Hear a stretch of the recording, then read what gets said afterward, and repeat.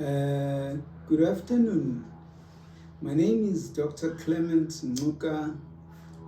I'm into infectious diseases, in particular HIV and TB. And today I'd like just to share a little bit as to how we acquire HIV.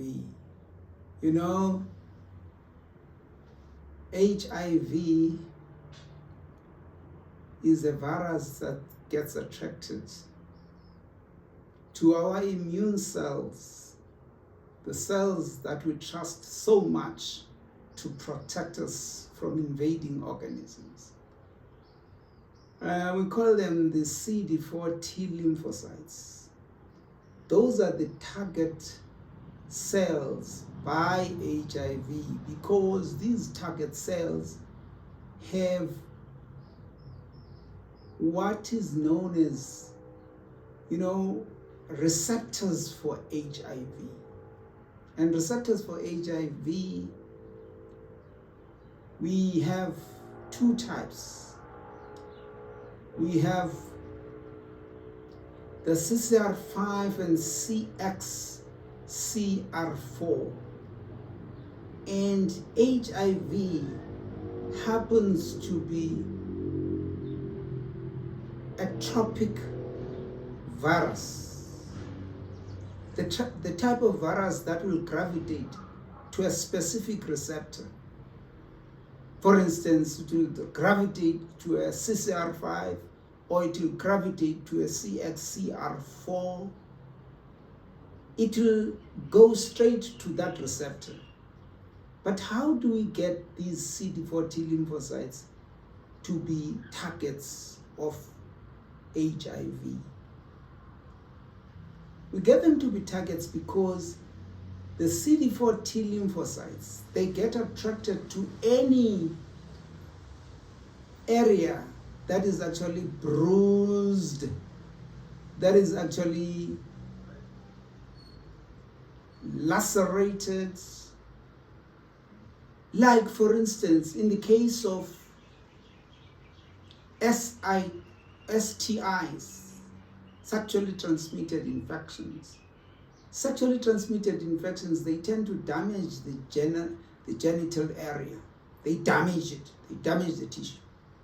And that damage to the tissue, that ulcerated, for instance, if you have, something like a cancroid from Haemophilus ducreyi. If you are infected with Haemophilus ducreyi, you'll develop a cancroid. A cancroid is like an ulcerated genital area. And that is an attraction to the CD4 T lymphocytes. CD4 T lymphocytes are going to be attracted to the cancroid. They're going to be attracted to this ulcerated portion. The aim of this attraction is to try and mend and protect, us from the invading organisms. So that's the aim. So the CD4 T lymphocytes, they get aggregated onto that area. This aggregation is a problem for us, is a problem for the patient, because now it's an attraction of HIV. HIV has got all the cells that it needs, all the cells, and they're aggregated in one portion of the body, the genital area.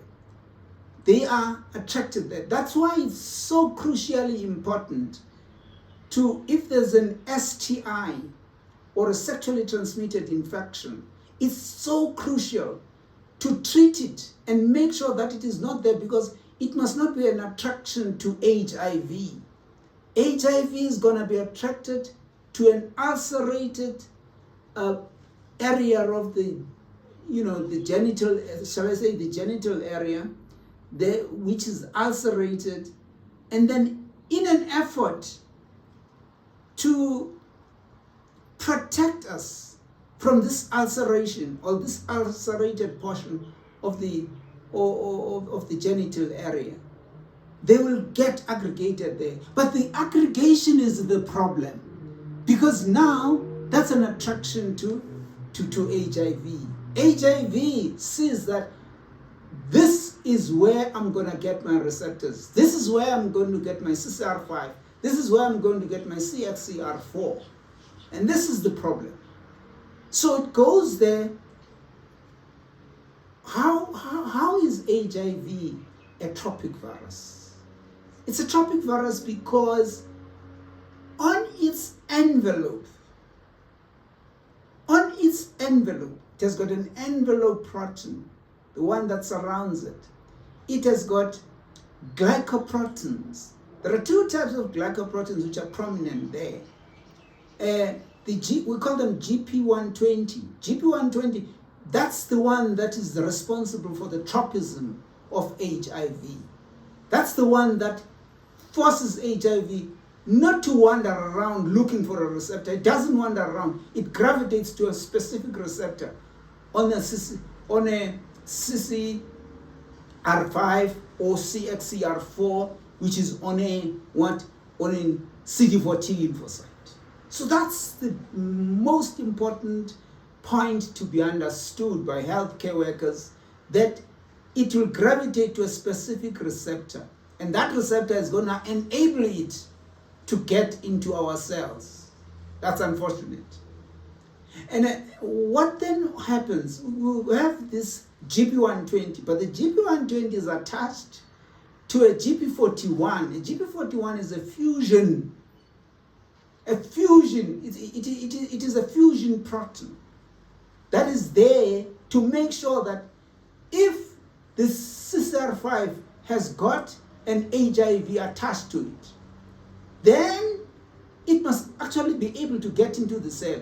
It will get the membrane of the virus, the viral membrane, to get attached to the membrane, the cellular membrane, that is the CD4 T lymphocyte membrane. Gets this, the GP41 does that. It does the fusion. It facilitates the fusion. After the work of the GP120, that of gravitating to a specific receptor, CCR5 or a CXCR4. So this is good. That's how it enters. Unfortunately, we don't have the entry inhibitors. Now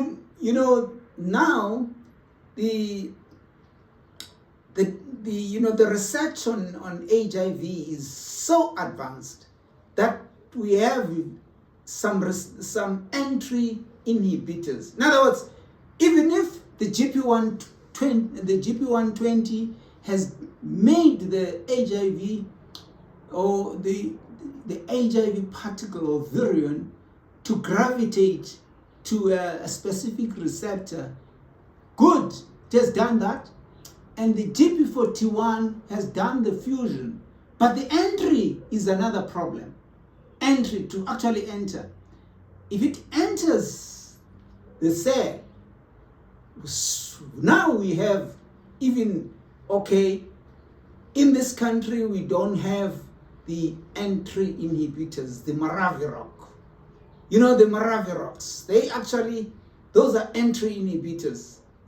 They don't allow, even if the GP120 and the GP41 have succeeded in locating the CD4 T lymphocyte. No, that's not enough. If there's a Maraviroc will stop that. Okay, we don't have that. But if it gets into the cell, one has to know that what gets into the cell.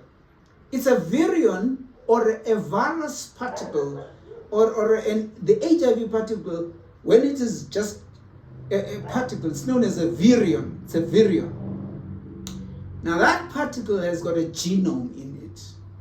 The genome has what is known as an RNA. There are two types of nucleic acid. Nucleic acids, you've got RNA and DNA.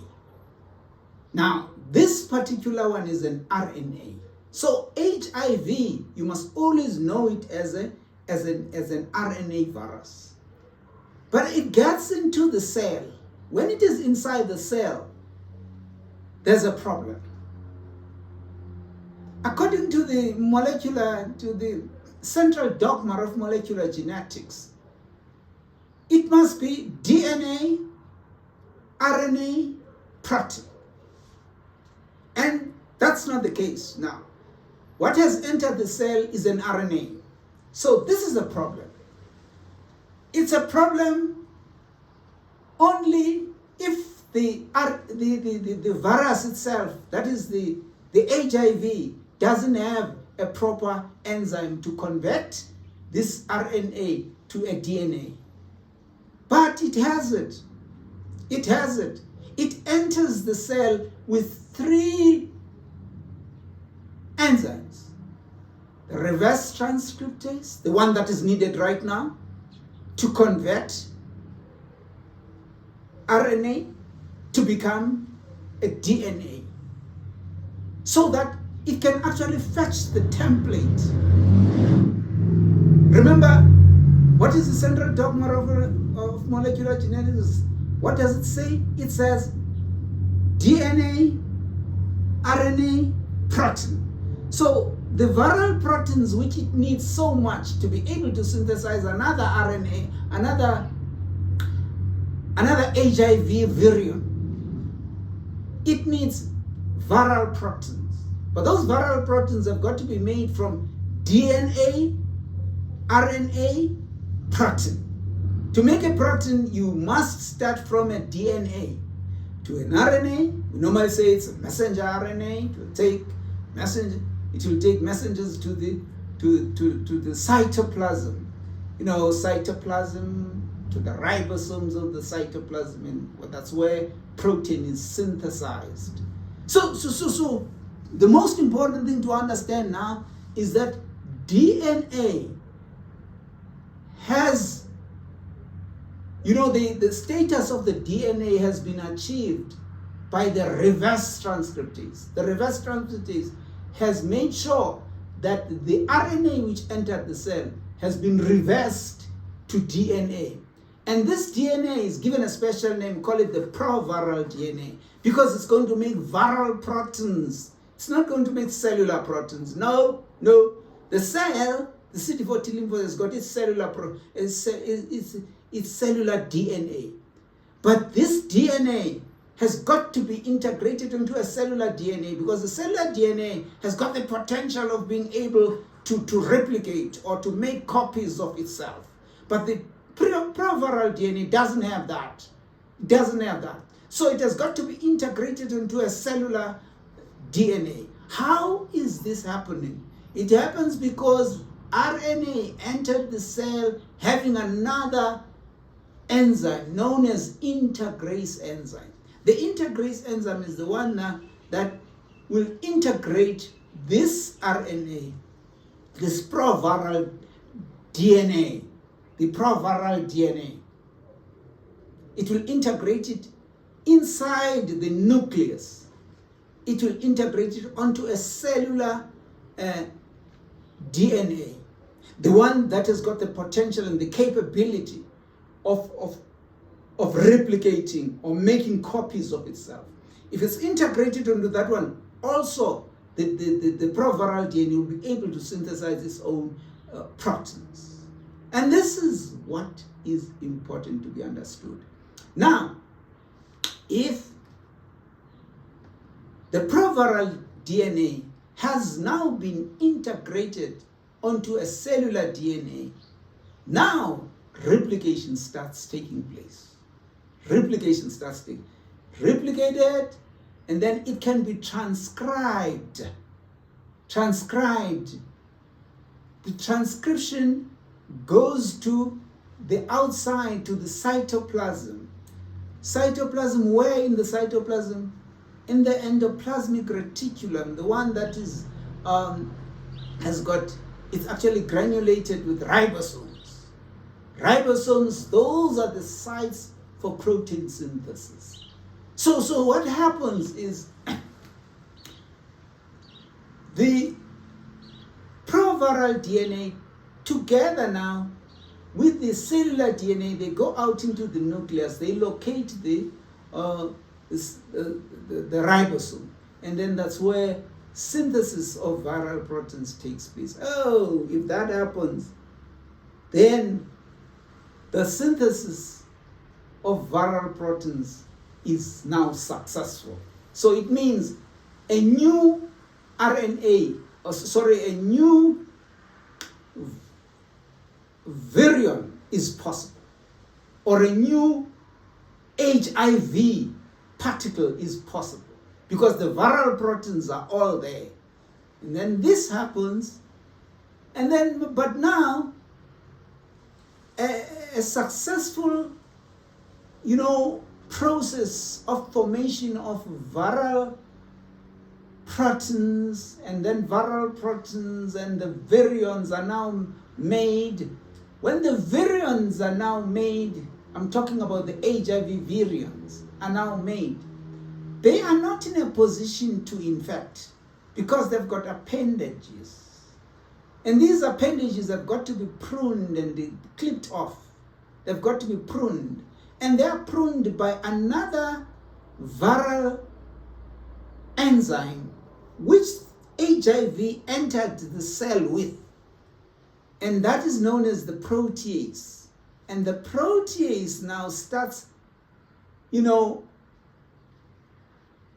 shall I say, pruning or clipping off, cutting these appendages to form an infectious HIV virion. And that's now the complete cycle of HIV.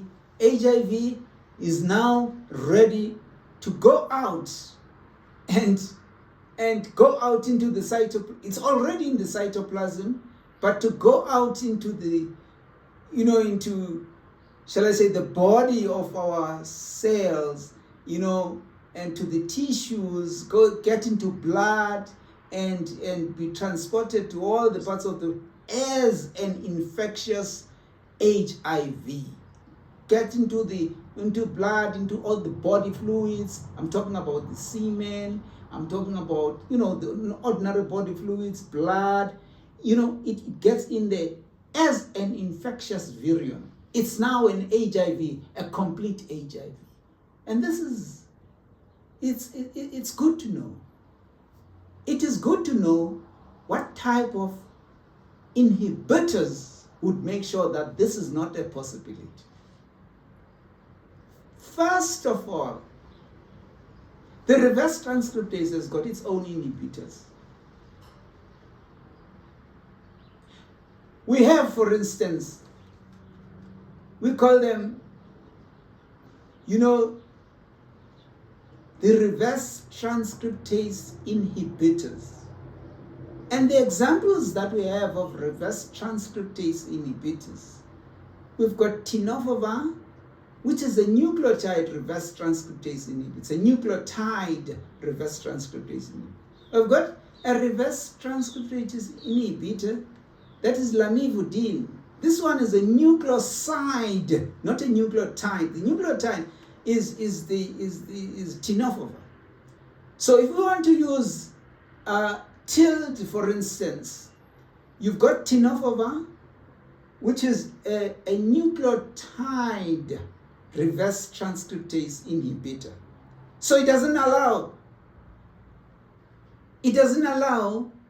that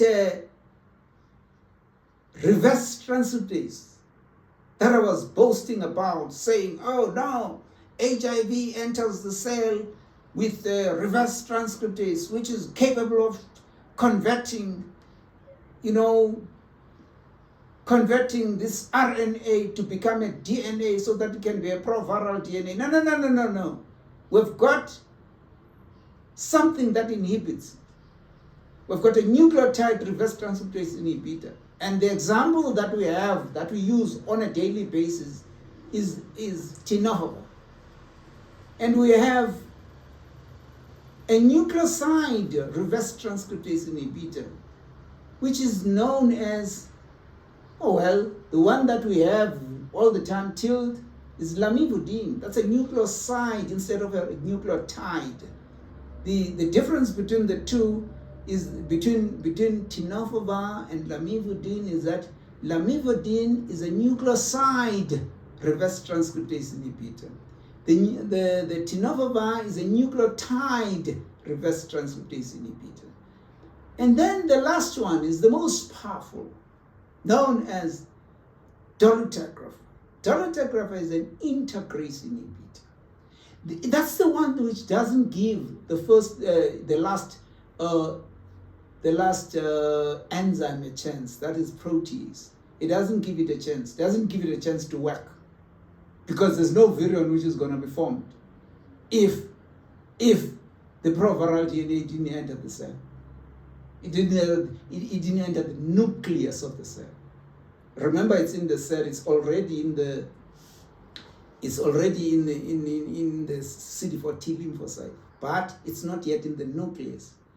When it gets into the nucleus, it will only get there if the integrase enzyme has not been inhibited. And now we've got an inhibitor which is known as dolutegravir.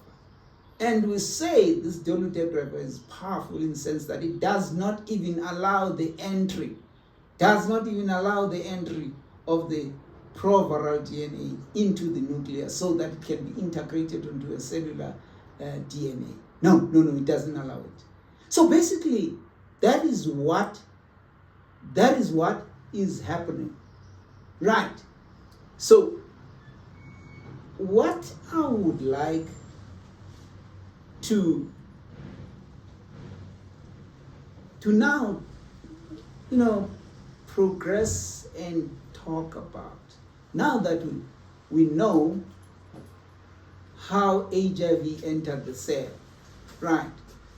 We know.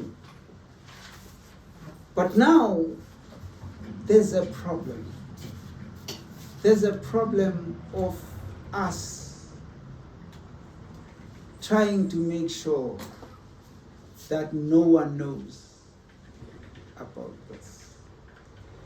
And this is understandable because there's a stigma associated with this. No one would like to brandish it out and say, oh, I've got HIV. There's a stigma associated with this. There's a rejection from the members of the public. But I must say, when I come to this, I must say, I once got impressed. I was working in a rehab, and I had people from various locations or various places and even from various countries. I had this one guy from Botswana. That one shocked me. I'm talking about a stigma here. People who do not want to disclose their HIV status, and they are rightfully so. I mean, if people are going to reject you, I mean, how can we blame you for hiding your status? How can we? But I got impressed with this one guy. I don't know how this happens. It was the time when we give treatment to the patients. Like, everyone is here. They want their own treatment and all that. Everyone is here. The place is crowded. It's not like a one-to-one sort of relationship where we're talking, a doctor talking to a patient, a sister talking to... No. Everyone is here. They are queuing up, actually. They want their own treatment and to go and sleep. And this guy from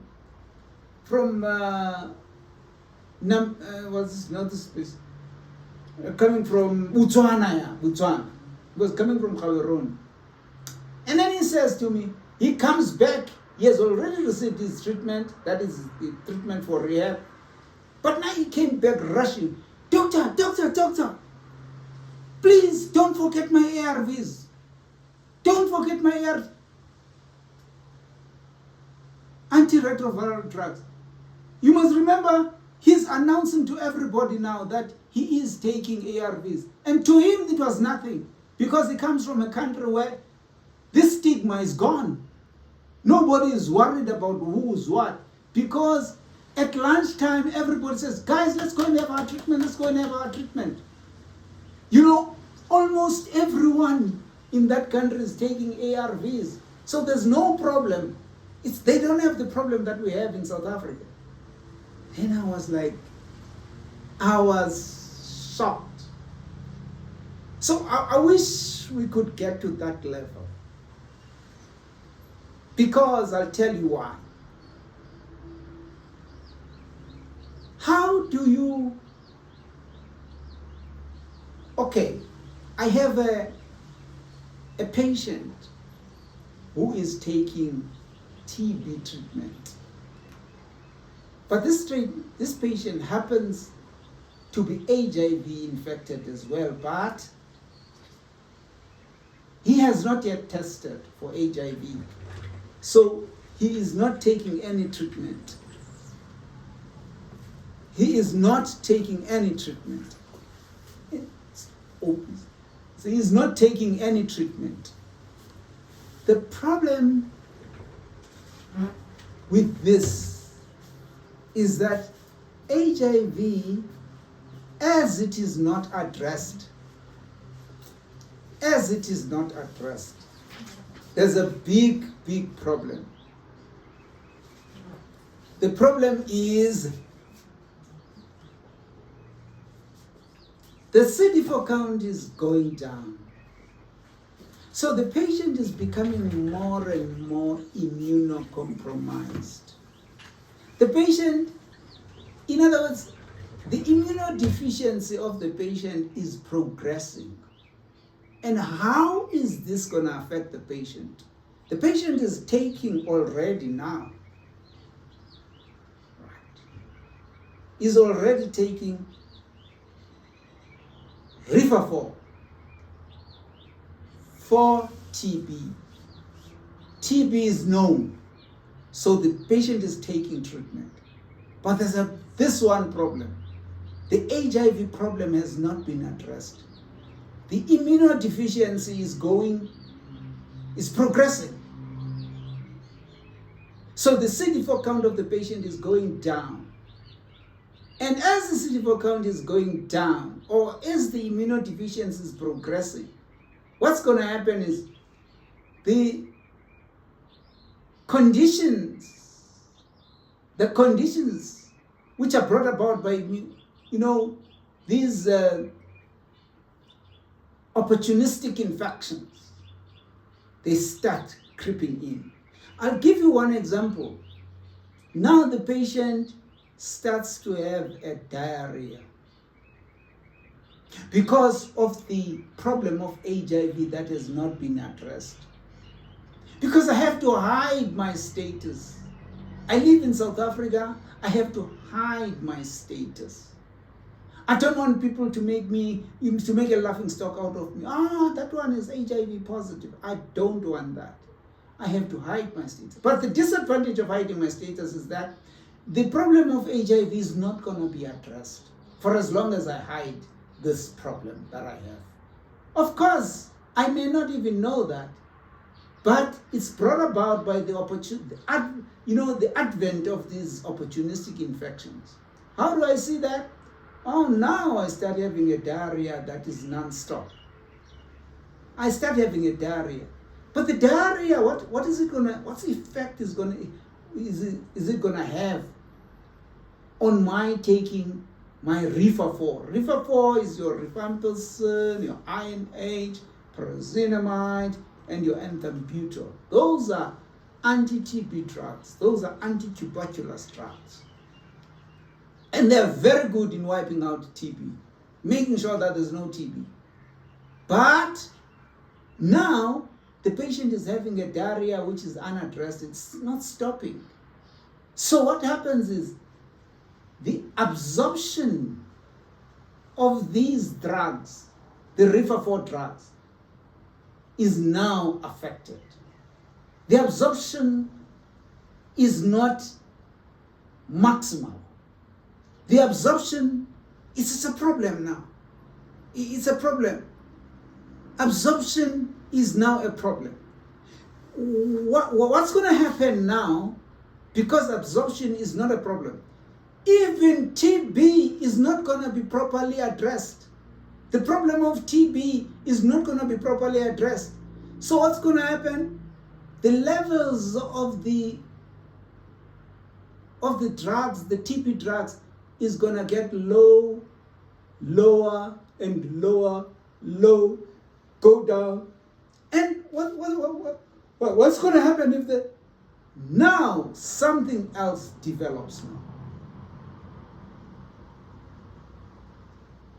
The resistance creeps in because of lower levels of the drug. The drug is going to now live with the microorganism, that is Mycobacterium tuberculosis. It's going to live. The Mycobacterium tuberculosis is going to learn to live with the drug because the drug is not effective enough. The levels of the drug are low. And this is now a problem. And this is when resistance develops.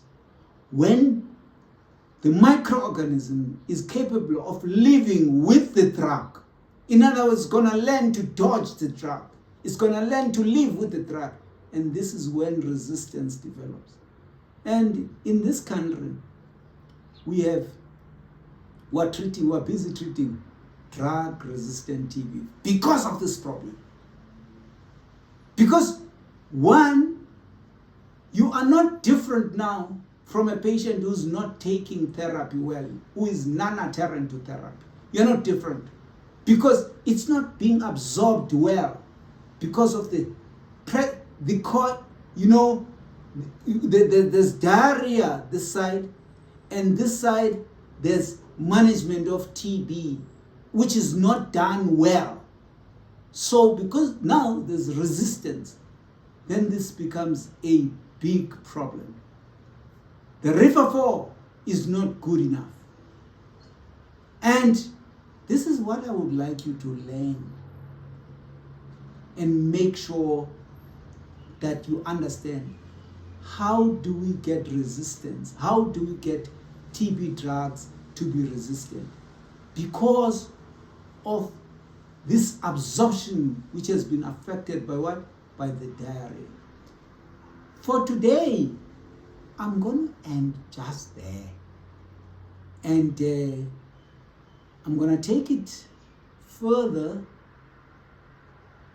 as time goes on, and to make sure that all the other areas are addressed. But today, thank you very much for listening to me. Thank you very much for spending your afternoon with me. Thanks. Bye-bye.